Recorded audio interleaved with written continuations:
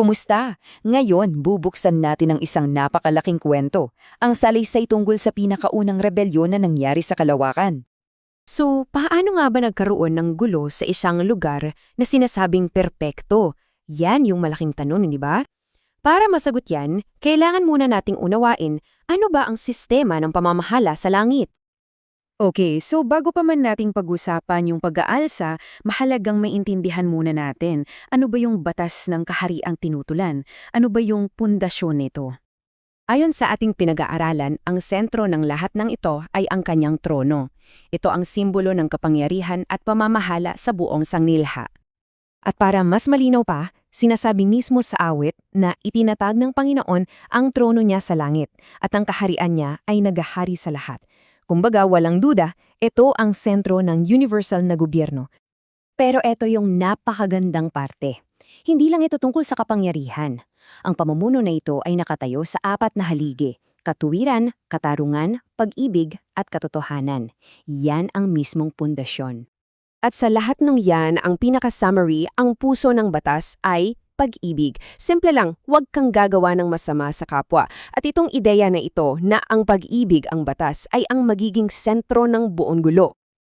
Ngayong malinaw na sa atin yung sistema, kilalanin naman natin yung challenger. Paano niya sinubukang guluhin ang perpektong kaayusan na ito? So, pumasok sa eksena ang isang napakatalino at makapangyarihang anghel at ang taning gusto niya, agawin ang trono para magtayo ng sarili niyang pamahalaan. At prangka siya sa gusto niya ha, malinaw na sinabi niya, itataas ko ang aking trono, gagawin kong tulad ng kataas-taasan. Hindi lang ito basta pagtutul, ito ay isang deklarasyon ng total takeover. Dito na natin makikita yung bangkaan. Sa isang panig, yung gobyerno na nakabatay sa pag-ibig, tapos sa kabila, yung claim na hindi raw makatarungan ang batas na to at dapat alisin. Dito na mag-uumpisa ang kosmikong legal battle. Siyempre, para mabigyan niya ng katuwiran yung rebelyon niya, itong humahamon na kilala na natin ngayon bilang si Satanas ay nagbato ng isang mabigat, napakabigat na akusasyon laban sa mismong karakter ng Diyos. Hindi lang ito simpleng ay hindi ako sang-ayon sa batas. Ang atake niya ay mas malalim. Sabi niya, yung batas mismo ay may depekto, isang direktang pag-atake sa pinakapundasyon ng trono ng Diyos. At binuo niya ito sa 3 bahagi. Ang una niyang punto, imposible daw sundin ang batas ng pag-ibig. Pangalawa, dahil imposible, lahat ay tiyak na mapapahamak at mamamatay. At pangatlo, ang konklusyon niya, ginagawa nitong sinungaling at mamamatay tao ang Diyos. Napakatalinong argumento para palabasin na ang Diyos ay isang malupit na pinuno. Pero alam niyo kung ano ang twist?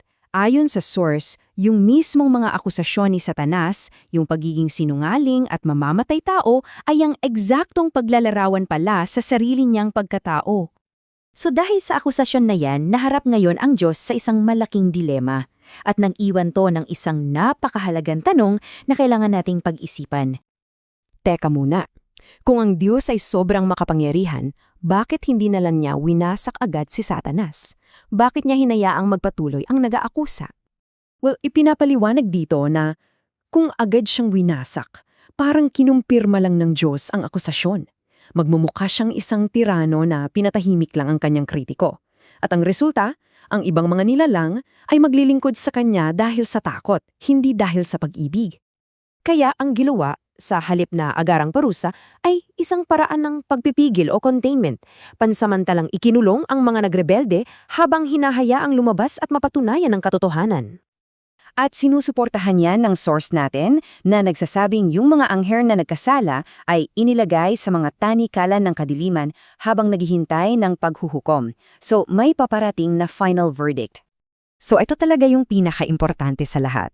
Sa halip na gumamit ng dahas, pinili ng Diyos na sagutin ang akusasyon sa pamamagitan ng ebidensya. Hinayaan niyang ang buong kasaysayan ang magsilbing korte at ang panahon ang magpapatunay kung sino talaga ang nagsasabi ng totoo. At dyan tayo nagtatapos. Pero dyan din nagsisimula ang isang mas malalim na tanong. Paano nga ba mapapatunayan ng hatol sa kosmikong paglilitis na ito? Dahil ang kwentong ito ay hindi lang pala tungkol sa nakaraan, isa itong paghanda para sa isang hatol na nangyayari pa rin hanggang ngayon.